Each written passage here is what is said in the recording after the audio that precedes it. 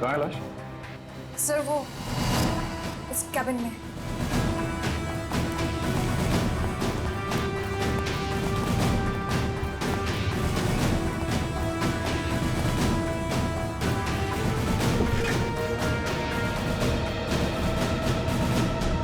Sir, एक गोली लगी है सीने में।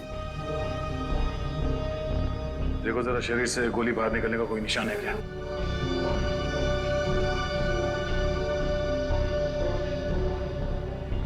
नहीं सर, कोई एग्जिट वोल नहीं है। गोली बाहर निकलने का कोई जख्म नहीं है।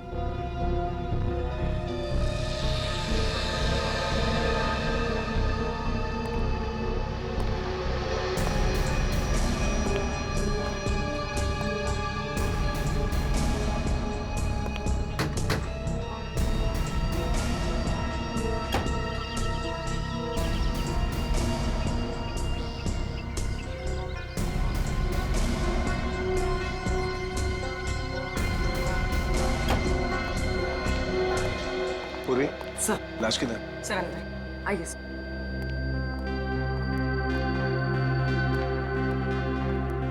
Hi there. क्या बात है? तुम्हारा खास दोस्त कहाँ है? अभिजीत?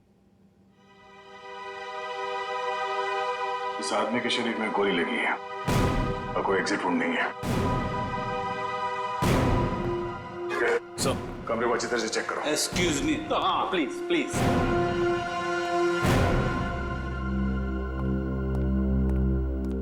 ये तारिका क्या हुआ है? ये तो एकदम उखड़ गया था।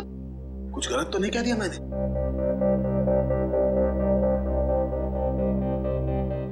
कैसे हुआ ये सब? हमें नहीं पता है सर। क्या नाम है आपका? जी श्लोक। कितने लोग काम करते हैं यहाँ ऑफिस में? कोई 20-22 लोग। 20-22 लोग। दिन दहाड़े कोई आपके डायरेक्टर के कमरे के अंदर घुस जाता है, उसे मार देता है, और आप में से किसी ने कुछ नहीं देखा? सर मैं आपको सिर्फ इतना बता सकता हूँ कि जो कुछ भी हुआ है वो 1:30 से 2 के बीच हुआ होगा। खून किसने किया वो आप नहीं जानते। खून कितने बजे हुआ ये आपको मालूम है? हाँ सर, क्योंकि सर के केबिन का दरवाजा 1:30 से 2 के बीच अपने आप लॉक हो जाता है। क्यों लॉक हो जाता है? वो तो नहीं पता, सर ने ऐसे ही बनवाया है। तो क्या करते क्या थे कैबिन में 1:30 से 2 के बीच? सर, हो सकता है कि वो अपने वाइफ से बात करता हो और नहीं चाहता हो कि कोई उसे डिस्टर्ब करे। नहीं सर, सर शादीशुदा नहीं थे। तो फिर करते क्या थे वो? हाँ? पूजा करते थे, खाना खाते थे, क्या करते थे? सर वो घर से खाना खा के आते थे।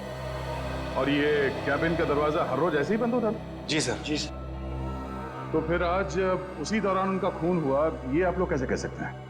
सर ये शालिनी है। सर इनको अंकुश सर से मिलना था। ये दौड़ते हुए उनके केबिन में गई, लेकिन अरे शालिनी, तुम भाग के कहाँ जा रही हो? सॉरी रचना, वो बॉस से कुछ अर्जेंट काम है मुझे। सर से मिलने जा रही हो? लेकिन अभी तो 1:30 बजने वाले हैं, केबिन बंद हो जाएगा उनका। पता है, इसलिए तो जल्दी जा रही हूँ। Excuse me.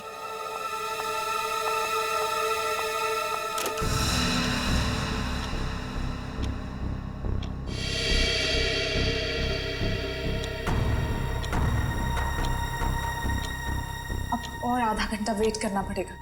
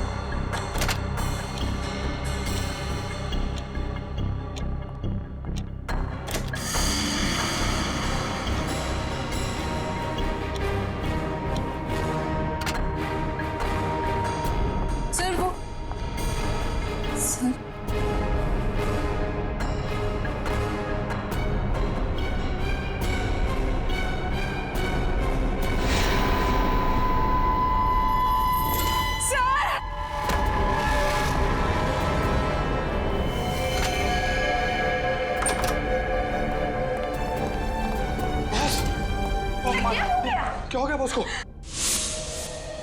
तो इसीलिए आप लोगों का मानना है कि दरवाजा बंद होने के बाद उनका खून हो। हाँ सर। सर केविन को कोई हथियार नहीं मिला। सर हो सकता है कमरे में कोई ऐसा मैकेनिज्म हो जिससे गोली खुद ब खुद चल गई हो।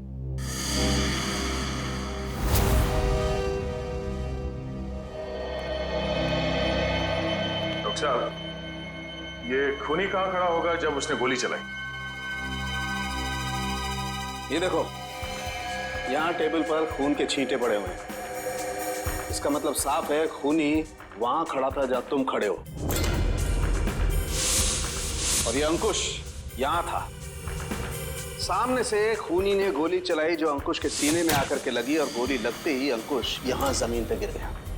और अगर गोली किसी मैकेनिज्म से चलाई गई है तो मैकेनिज्म इसी लाइन में होनी चाहिए। बिल्कुल। रेडी निकल, जरा देखो कोई मैकेनिज्म दिखता है क्या? मैकेनिज्म?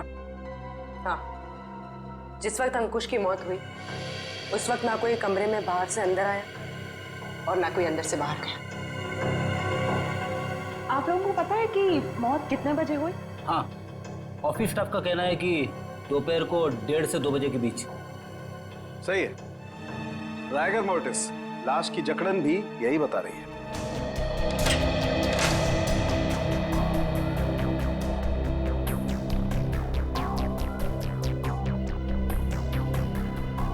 सर, यहाँ तो कोई मैकेनिज्म दिख नहीं रहा है। सर यहाँ भी ऐसी कोई चीज दिखाई दे नहीं रही है। कमरे में कोई आया नहीं और कोई मैकेनिज्म भी नहीं है, तो फिर इस आदमी को गोली लगी कैसे? कि ऐसा तो नहीं कि ये दरवाजा लॉक होने से पहले इसे गोली लगी हो? एक बात बताइए, आप में से किसी ने ये दरवाजा बंद होने से पहले अंकुश को जिंदा देखा था? No sir. नहीं सर। ठीक है, एक काम करो, शुरू से बताओ जब आपके बॉस अंकुश यहाँ इस ऑफिस में आए। सर वो बहुत परेशान थे और उन्होंने कृतिका को अपने केबिन में बुलाया। Okay sir, okay. रचना, क्या हुआ? बॉस बहुत ज्यादा गुस्से में है, कृतिका को अंदर बुलाया है।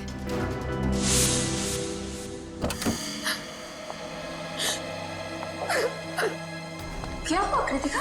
रो क्यों रही हो? कुछ नहीं। अरे बताओ ना, रो क्यों रही हो? कुछ नहीं हुआ। अरे बताओ तो कृतिका। तो कृतिका अभी कहाँ है? ऑफिस से चली गई क्या वो? नहीं सर, उसका बैग तो यहीं है।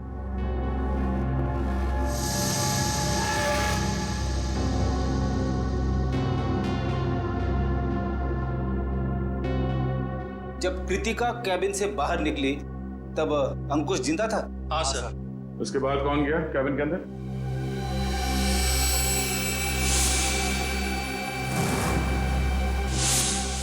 देखिए, हम एक सवाल 2 बार नहीं पूछेंगे आप लोगों से।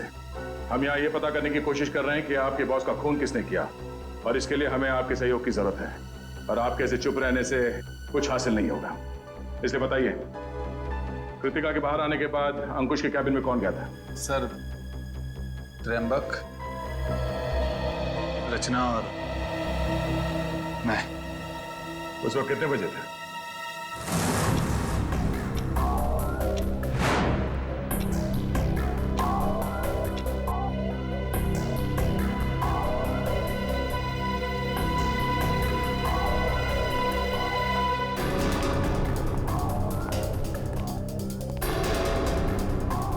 सर क्या हुआ?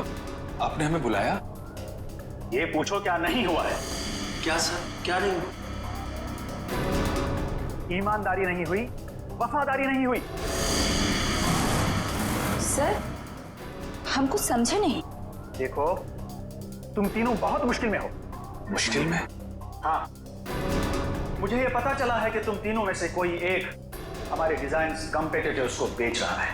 नहीं सर, हम ऐसा नहीं कर सकते। हाँ सर, मुझे तो ये भी नहीं पता कि हमारे कंपटीटर्स है कौन। मेरे पास सबूत है और मैं तुम तीनों को जेल भिजवा सकता हूं, लेकिन मैं ऐसा नहीं करूंगा। चुपचाप शाम के 5 बजे तक मुझे बता दो वो आदमी कौन है। हाँ, उसकी नौकरी तो नहीं रहेगी, लेकिन उसे मैं जेल जाने से जरूर बचा लूंगा। लेकिन सर हम लोग मेरे पास ज्यादा समय नहीं, जितना मैंने कहा है उतना करो। तो कोई कंपनी के सीक्रेट्स बेच रहा था? हाँ? सर अंकुश जरूर भड़का होगा इस धोखे से। कोई भी भड़केगा। बहुत तकलीफ होती है जब उसका कोई करीबी उसे धोखा देता है।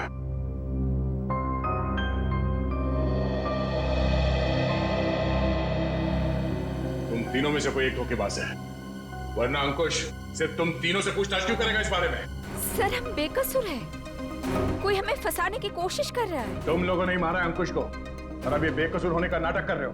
नहीं सर, आप सच कह रहे हैं। अच्छा, वो तो हम पता लगा ही लेंगे कि क्या है सच और क्या है झूठ। तुम कितने बजे अंकुश के कैबिन से बाहर गए थे? सर यही कोई 1:15 हो रहा होगा। और वो जिंदा थे जब तुम बाहर आई? हाँ मैम। जी, तो उसके बाद कौन गया था केबिन में? सर मुझे पता नहीं है। मैंने किसी को जाते हुए नहीं देखा सर। मैंने भी किसी को अंदर जाते हुए नहीं देखा। सर सबका जवाब एक ही है। सर समझ में नहीं आ रहा है कौन सच बोल रहा है और कौन झूठ। सर ये खूनी जो कोई भी है, सर इन तीनों के बाहर आने के बाद दरवाजा लॉक होने से पहले अंकुश के केबिन में घुसा होगा और अंकुश का खून करने के बाद शालिनी के आने से पहले निकल गया होगा। खूनी कौन हो सकता है? तो कमरे के अंदर घुसा और किसी ने उसे आते जाते नहीं देखा। अंकुश के कमरे से बाहर निकलने के बाद तुम तीनों कहाँ थे? सर हम कॉन्फ्रेंस रूम की तरफ चले गए थे ये झूठे लगे इल्जाम के बारे में बात करने के लिए, लेकिन थोड़ी देर के बाद जब हम बाहर लंच के लिए आए तो देखा शालिनी अंकुश जी के रूम की तरफ जा रही थी। 1:15 से लेके शालिनी के कमरे के बाहर आने तक किसी ने किसी को कमरे के अंदर जाते हुए देखा? सर हमने ध्यान नहीं दिया क्योंकि कृतिका ही ये सब देखती थी। ये कृतिका है कहाँ? पता नहीं सर, बहुत टाइम से आपने उसे देखा नहीं। पूरी से देखो, जब तक कृतिका नहीं मिल जाती कुछ पता नहीं चलेगा। आप लोग सीसीटीवी कैमरा की फुटेज क्यों नहीं देखते? उसमें पता चल जाएगा। तुम कौन हो? जी मैं सुमित, कृतिका का बॉयफ्रेंड। और ये सीसीटीवी कैमरा के बारे में क्या बता रहे हो? कृतिका ने मुझे बताया था कि बॉस ने स्टाफ पे नजर रखने के लिए उसके डेस्क पे एक सीक्रेट कैमरा लगा रखा था। कैमरा?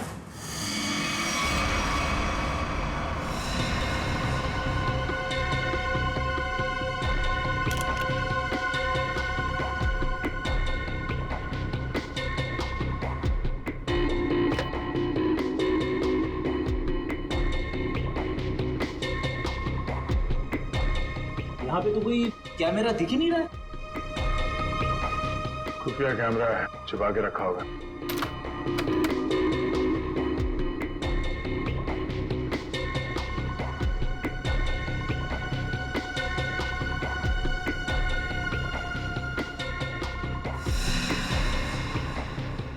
ये देखो,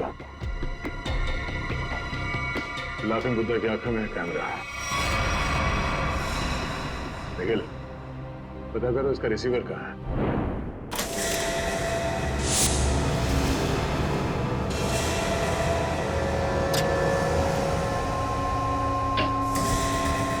मैम! आशिता, मम्मी देखिए। अरे कृतिका, कृतिका, संभाल के। कृतिका, जाओ। कृतिका, कृतिका। क्या हो गया? सर इसने आत्महत्या करने की कोशिश की। सर जहर निकाल। इसे हॉस्पिटल ले जाना होगा। पीछे एम्बुलेंस है, उसमें डालो जल्दी। कृतिका, ठीक है। एक मिनट, ले जाओ इसे। ठीक क्या हुआ? संभाल के।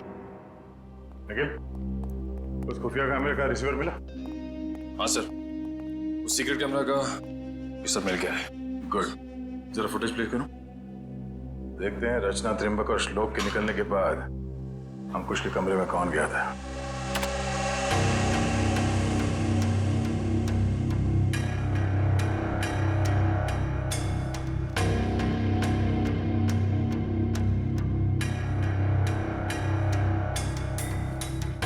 उन तीनों ने कृतिका के बारे में जो कहा था वो तो सही निकला। अब आगे देखते हैं।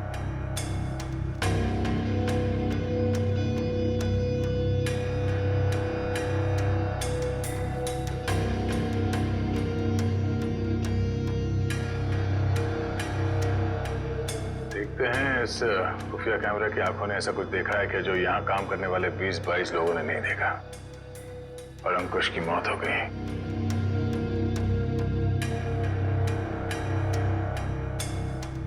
एक मिनट रुको सर, ये आदमी कौन है? प्ले करो, फॉरवर्ड करो सर। बस इसका चेहरा तो ठीक से दिख ही नहीं रहा है। ये आदमी कैबिन के अंदर गया एक 20 को, बाहर निकला एक 25 को, और बड़ी हड़बड़ाहट में निकला है बाहर। निकले, काम करो, ऑफिस के स्टाफ मेंबर्स को बुलाओ और हाँ, उस वॉचमैन को भी लेके आओ अंदर।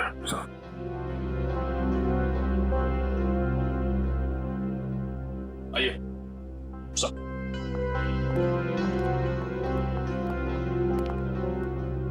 देखिए, इस आदमी को पहचानते हैं आप? नहीं सर, हमने इन्हें कभी ऑफिस में नहीं देखा। तुम? नहीं सर, इससे पहले मैंने कभी इसे देखा नहीं। श्लोक? नहीं सर, मैंने भी इसे नहीं देखा। वॉचमैन, तुम तो एंट्रेंस में थे, तुमने तो देखा होगा साथ ही जाते। हाँ, पहचानते हो कौन है? नहीं सर, मैंने इसे कभी नहीं देखा। अरे तो फिर ये अंदर आया कैसे? उड़ के आया क्या? मेरा एक फोन आया था, मैं 5 मिनट के लिए थोड़ी दूर चला गया था, शायद ये तब आया होगा। अच्छा, निखिल, एंट्रेंस में जो कैमरा है उसका फुटेज चेक करो।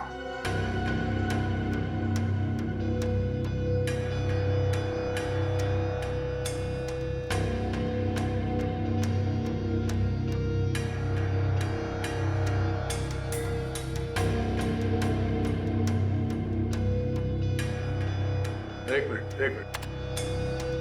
इस रूम को फ्रीज करो। ये सुमित? कृतिका, तुम्हें कुछ नहीं होगा, जल्दी चलो। आई, तुम्हें कुछ नहीं होगा कृतिका, तुम ठीक हो जाओगे। संभल के।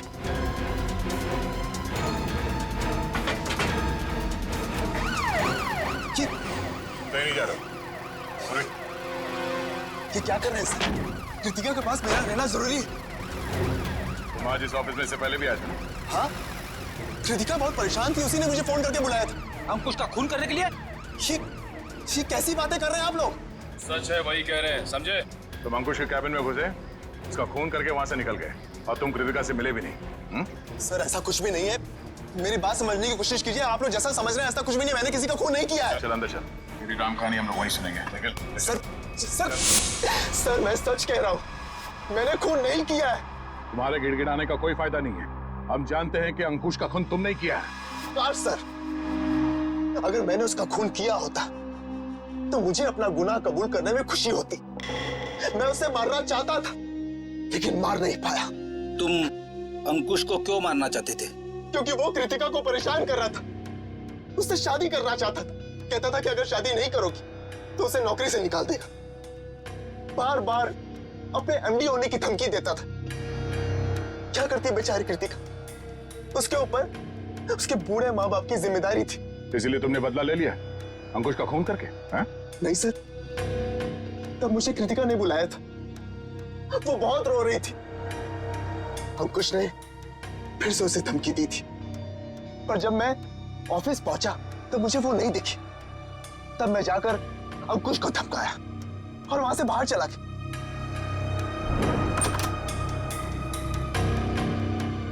कौन हो तुम? बहुत हो गया अंकुश, कृतिका से दूर रहना, वरना क्या करोगे? जान से मार दूंगा तुझे।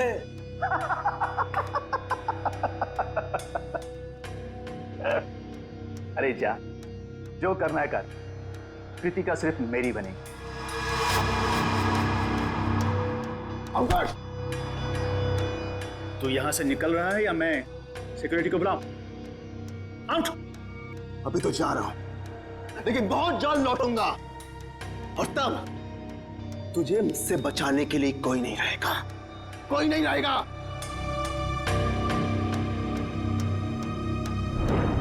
हमारे पास सबूत है। तुम 1:20 में अंकुश के कमरे के अंदर गए थे और ठीक 1:25 को बाहर निकले थे। क्यों? फिर भी मैं बार बार यही कहूंगा कि मैंने खून नहीं किया है। देखो सुमित, दया सर को गुस्सा मत दिलाओ। सीधी तरीके से मान जाओ कि खून तुमने किया है, क्योंकि तुम्हारे जाने के बाद यहाँ की स्टाफ शालिनी जब कैबिन में गई तब अंकुश मरा पड़ा था। सर मेरा विश्वास कीजिए, मैंने खून नहीं किया है। प्लीज मेरा यकीन कीजिए आप लोग। याद देखो। सर गन पाउडर की स्मेल। स्प्रे देना। एक मिनट।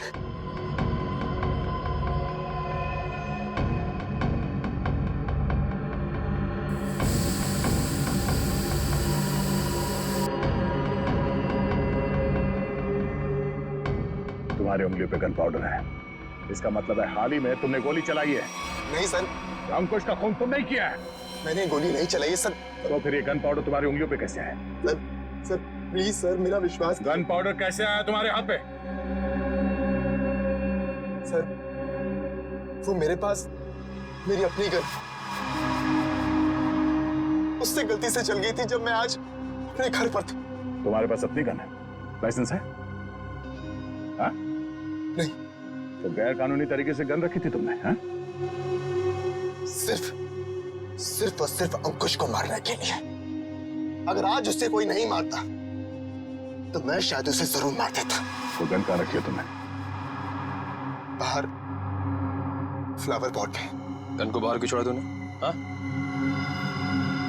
क्योंकि कृतिका ने मुझे कसम दी थी कि मैं अपने साथ गन अंदर लेकर ना आऊं, वरना गुस्से में मैं कहीं उसके बॉस को मार ना दूं, इसलिए बाहर छोड़ दी। चल देखा वो गन कहाँ है?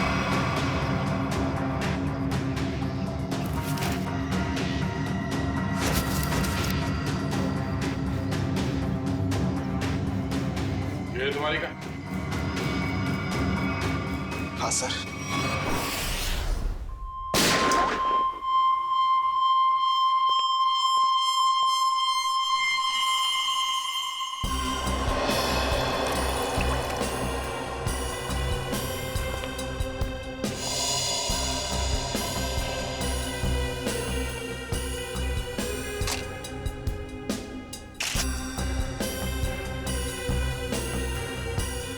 मेरी समझ में नहीं आ रहा है कि आप लोग मेरी गन को चेक क्यों कर रहे हैं, जबकि मैं इसे ऑफिस में लेकर गया ही नहीं था। दोनों बार प्लांट में ही छिपा दिया था। तुम कितना सच बोल रहे हो कितना झूठ अभी पता चल जाएगा।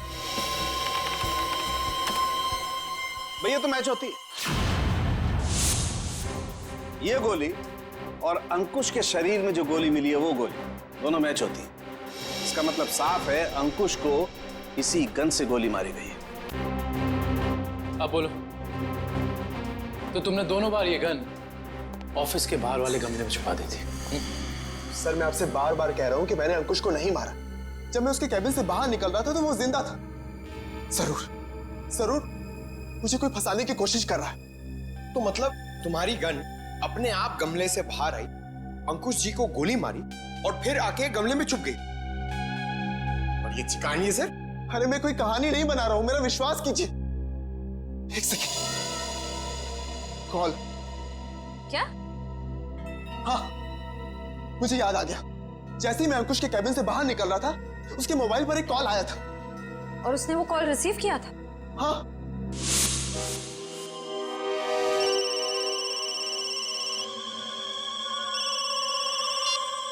हाँ बोल। पंकज, अंकुश का मोबाइल चेक करो। सर, अगर अंकुश ने ये कॉल रिसीव किया है तो शायद वो तुम्हारे निर्दोष होने का सबूत हो।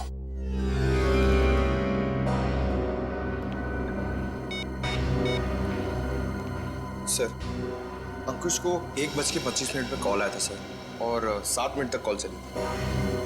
7 मिनट? 1:25 को कॉल आया था।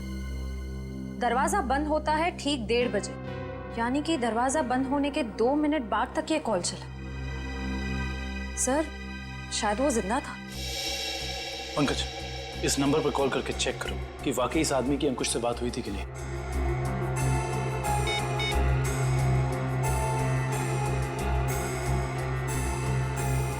अंकुश नहीं, मैं सीआईडी ऑफिसर पंकज बोल रहा हूँ। अच्छा एक बात बताइए, आपने आज अंकुश को फोन कॉल किया था? आपकी बात हुई थी उससे? अच्छा, लगभग कितने मिनट तक बात हुई थी? 5 से 7 मिनट। अच्छा ठीक है, थैंक यू वेरी मच। नहीं नहीं, कोई टेंशन। सर 7 मिनट तक बात हुई थी सर। देखा सर, मैं सच कह रहा हूं, मैंने अंकुश को नहीं मारा है। इसका मतलब सुमित खूनी नहीं है, तो फिर खूनी कौन है? कहीं खूनी पहले से ही तो कैबिन में छुप कर नहीं बैठा था और दरवाजा लॉक होते ही उसने अंकुश को गोली मार दी और फिर वहां बैठकर इंतजार कर रहा था। और जब 2 बजे बाकी का सारा स्टाफ अंदर आया कैबिन में अंकुश की लाश देखने, तो मौका देखकर वो भी उनके साथ निकल गया।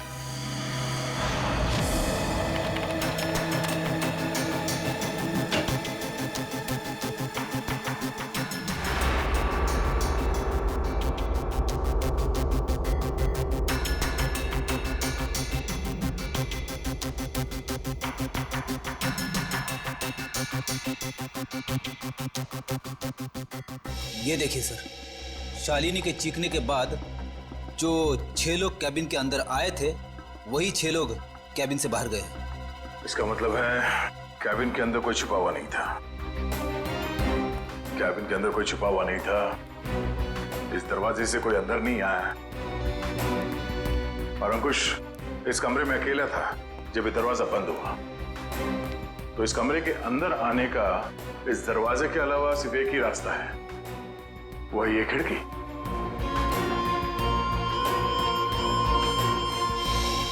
मगर जब हम लोग इस कमरे के अंदर आए तो ये खिड़की अंदर से बंद थी।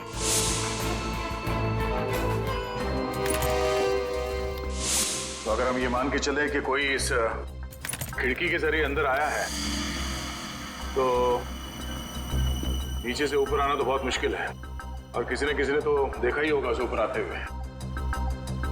दूसरा रास्ता बचता है ऊपर, टेरेस से।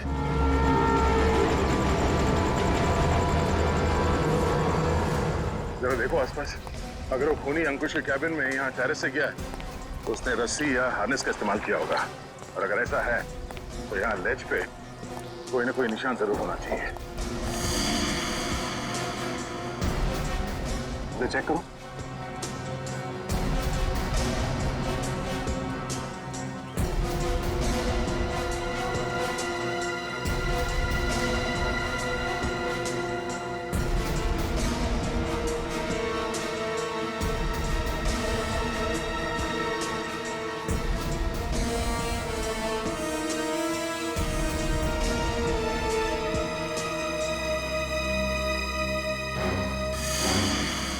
ये देखो, यहाँ पर निशान है। ये निशान, उसने रस्सी को यहाँ से बांधा और यहाँ से नीचे उतरा, क्योंकि ठीक नीचे यहाँ पे अंकुश का ऑफिस है। और फिर रस्सी सपोर्ट के लिए शायद वहां उस पे बांधा होगा।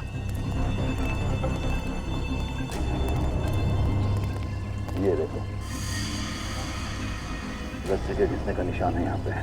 इसका मतलब है उसने रस्सी यहाँ इस पाइप पे बांधा और वहां से नीचे अंकुश के कैबिन में गया। कमाल है सर, खूनी इतना कुछ करता रहा लेकिन किसी ने उसे देखा तक नहीं।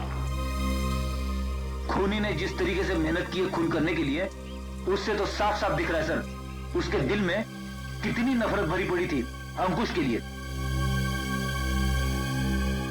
ये पता करना पड़ेगा कि वो है कौन जिसे अंकुश से इतनी नफरत थी, और उसे ये भी पता था कि अंकुश के कैबिन का दरवाजा 1:30 से 2 बजे के बीच बंद होता है।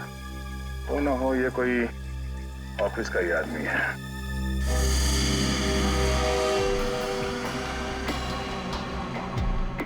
खूनी टेरेस से रस्सी के सहारे नीचे उतरा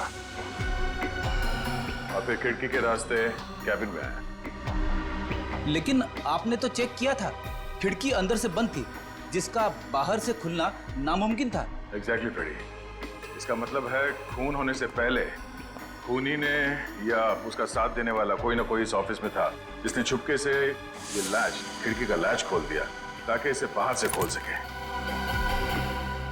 फिर सर खूनी ने खिड़की को अंदर से लॉकअप किया? ये शायद तब हुआ होगा जब ऑफिस के बाकी के स्टाफ मेंबर्स अंकुश की लाश देखने के लिए कैबिन के अंदर घुसे। खूनी यहाँ से अंदर आया और उसने अंकुश को गोली मारा। गोली चलने की आवाज नहीं, शायद गन पे साइलेंसर लगा हुआ था। और फिर अपना काम करने के बाद खूनी वापस इस खिड़की से ऊपर चला गया।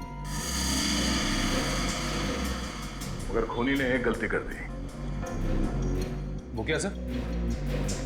लैच। जब उसने खिड़की खोलने के लिए ये लैच ऐसे खोला होगा,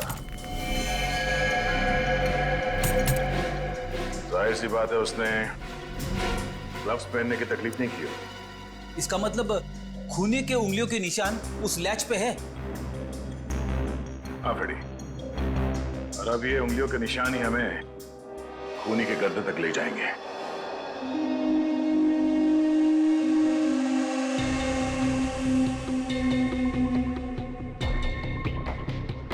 सर आप लोग हम पर शक कर रहे हैं? हाँ, क्योंकि खूनी आप लोगों में से कोई है। ये क्या कह रहे हैं आप सर? सही कह रहे हैं, थोड़ा इंतजार करो।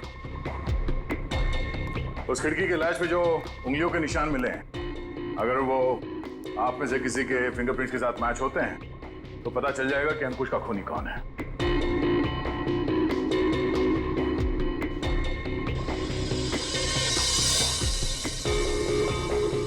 ठीक, आप जाइए, आप आइए।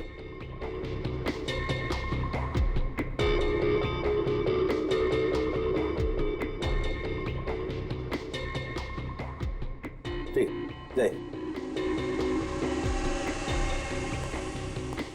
दया, इन सब लोगों के फिंगरप्रिंट्स तो ले लिए, अब जरा इन्हें मैच करके देखते हैं। ठीक है सर। सर, हाँ?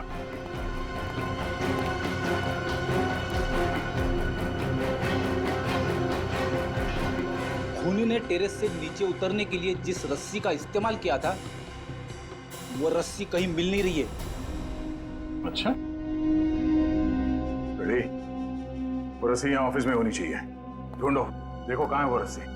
सबसे बड़ा सबूत है, इस फिंगरप्रिंट से भी ज्यादा बड़ा। अगर वो रस्सी मिल गई तो समझ लो खूनी अपने आप अपने हाथ आ जाएगा।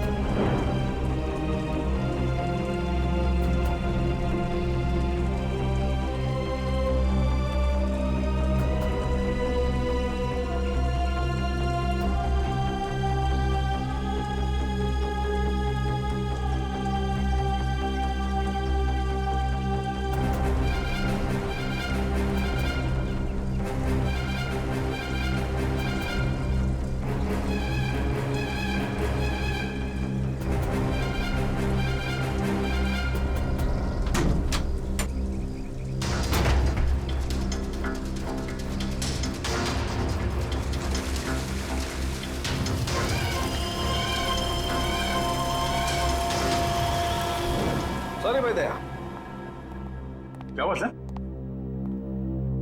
डॉक्टर तारिका, केबिन में मिले फिंगरप्रिंट्स इनमें से किसी से मैच नहीं हो रहे। ये कैसे हो सकते डॉक्टर तारिका? इनमें से किसी न किसी के उंगलियों के निशान मैच होने चाहिए थे। आप लोगों से कोई गलती हो गई होगी। नहीं यार दया, ऐसा नहीं है, हमसे कोई गलती नहीं। हो सकता है दया इनमें से कोई खूनी नहीं होगा, तो खूनी नहीं होगा तो फिंगरप्रिंट्स कैसे मैच होंगे? हो सकता है इस बार गलती आप लोगों से होगी। नहीं, मैं सही हूं और मैं साबित भी कर सकता हूं। खूनी इन्हीं में से कोई है और वो खुद ब खुद सामने आएगा। सामने आ जाएगा मतलब तुम्हारे सामने आकर के खड़ा हो जाएगा, कहेगा लीजिए दया जी मैंने खून किया, मुझे हथकड़ी पहना दीजिए। यार बात कर। डॉक्टर साहब इस बार ऐसा ही कुछ होगा। डॉक्टर साहब ने आप लोगों के हाथ पे एक केमिकल लगाया था। वो केमिकल रिएक्ट करेगा और वो केमिकल तब रिएक्ट करेगा जब आप में से जो खूनी है वो ऊपर टेरेस पे जाके पानी के टैंक के अंदर से वो रस्सी निकालेगा। वो रस्सी हमें तब मिल गई थी जब पहली बार हम लोग छत पे गए थे।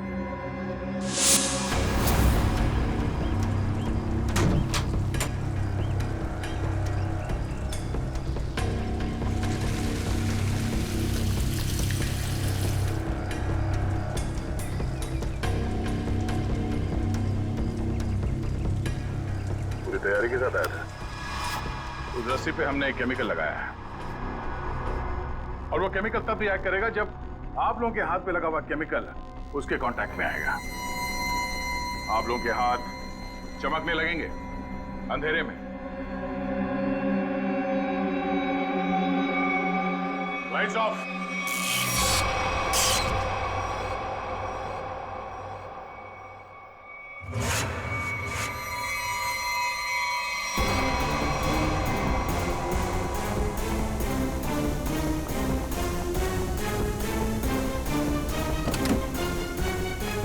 बस बहुत भाग लिया, अब और नहीं।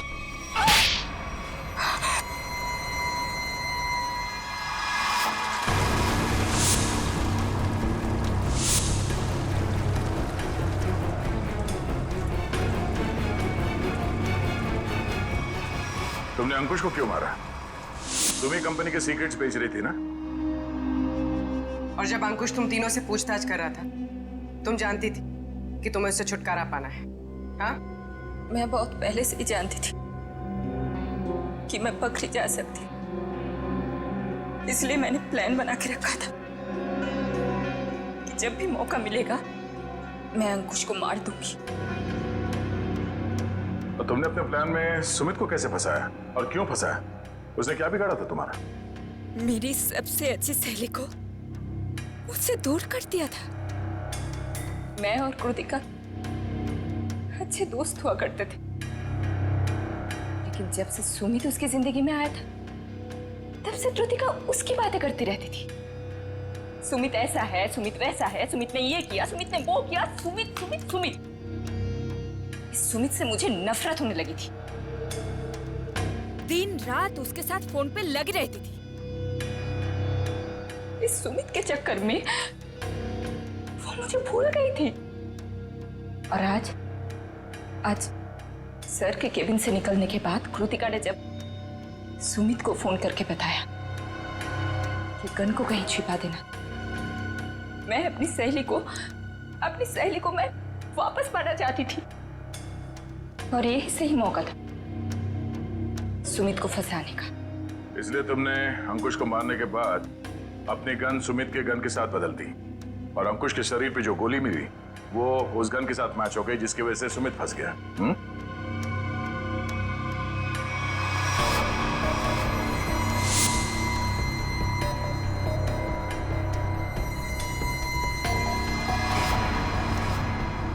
और जब अंकुश अपने कैबिन में तुम तीनों पे भड़क रहा था, उस वक्त तुमने चुपके से उस खिड़की का लैच खोल दिया।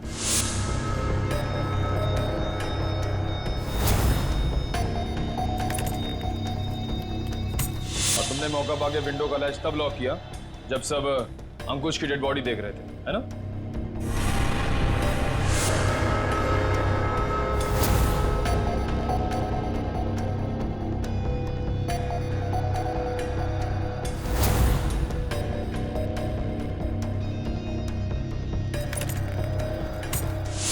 तुम्हें कैसे मालूम कि सुमित के पास कौन सी गन है? कृतिका ने मुझे एक बार बताया था कि सुमित ने एक नई गन खरीदी है। ठीक वैसी गन मैंने भी खरीदी। और आज जब सुमित दोबारा ऑफिस में आया तो मुझे पता था कि वो गन फिर से कहीं बाहर रख के आया होगा। और मौका मिलते ही मैंने वो गन बदल दी। क्या फायदा हुआ तुम्हें ये सब करके? हाँ? तुमने एक दोस्त खो दिया और साथ में अपनी आजादी भी। पूर्वी, ले जाओ इसे। Sir, sir.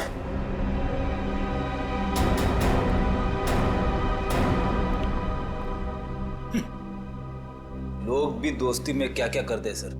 हाँ फ्रेडी, कुछ तो पीठ पे छुरा घोंपते हैं।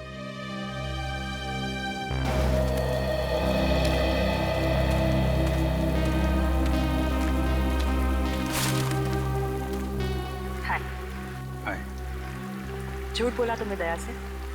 हाँ, भाई जैसा ना वो तुम्हारा, इस तरह से दिल दुखाया? कैसी बात कर रहे हो तारिका? मैं तो सपने में भी उसका दिल दुखाने की नहीं सोच सकता। उसको दुख ना हो इसलिए मैंने झूठ बोला। अभिजीत, झूठ के पैर नहीं होते, वो ज्यादा दूर तक चल नहीं सकता। तुम्हें दया को सब कुछ सच सच बता देना चाहिए था। बताया था मैंने सच उसे, कड़वा सच। मैं सिर्फ ये जानने आया था कि श्रेया ने उस लड़के को वहां बुलाया या नहीं। नहीं, वो हाँ बोल दिया श्रेया ने। लेकिन जब मैंने दया का चेहरा देखा, लगा जैसे किसी गोली ने उसके सीने को चीर दिया है।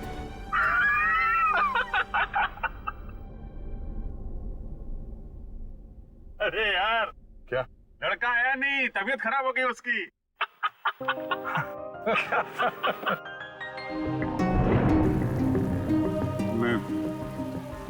मैं दया को इस हालत में नहीं देख सका। मैंने बात पलट, मैंने कहा कि मजाक था। सिद्धार्थ का परिवार तो आया ही नहीं।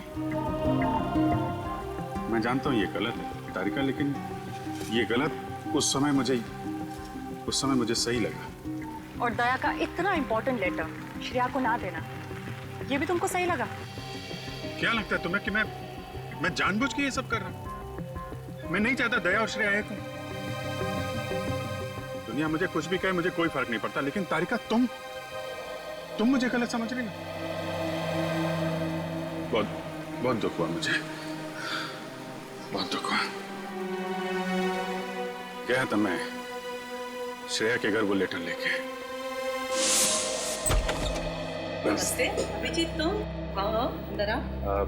श्रेया से थोड़ा काम था, वो है क्या? हाँ है, बैठो, मैं उसे बुलाती हूँ। बैठो।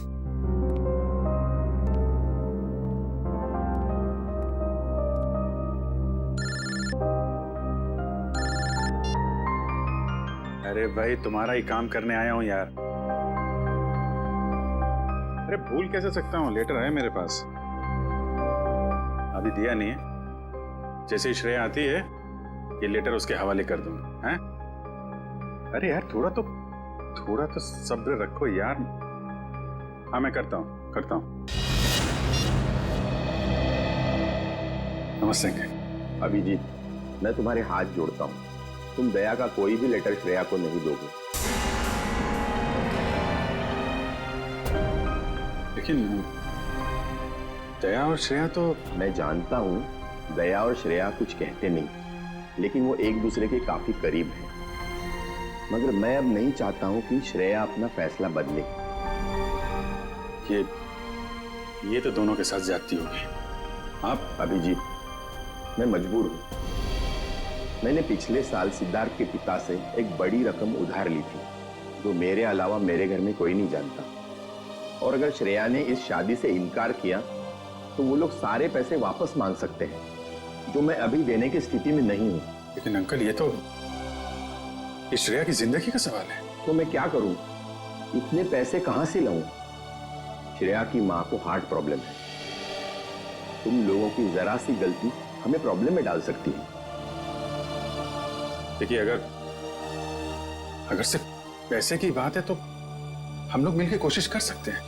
पैसा तो... नहीं, वो बात नहीं है। पैसे का इंतजाम हो चुका है, बस 1-1.5 महीने की बात। एक बार मैं उनके सारे पैसे लौटा दूं, उसके बाद तुम ये लेटर श्रेया को दे देना। लेकिन तब तक ये बात हम दोनों के बीच ही रहनी चाहिए, प्लीज। ये आपने बड़ी मुश्किल में डाल दिया।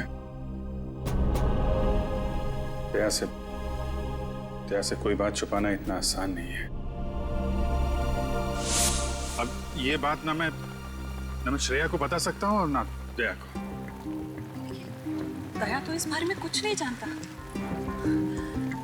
वो तो तुम्हें गलत समझ रहा है। इनफैक्ट नफरत करने लगा है वो तुमसे। जानता हूँ, वक्त ने गलतफहमी पैदा कर दी है, लेकिन ये भी जानता हूँ कि सही वक्त आने पर सब ठीक भी हो जाएगा।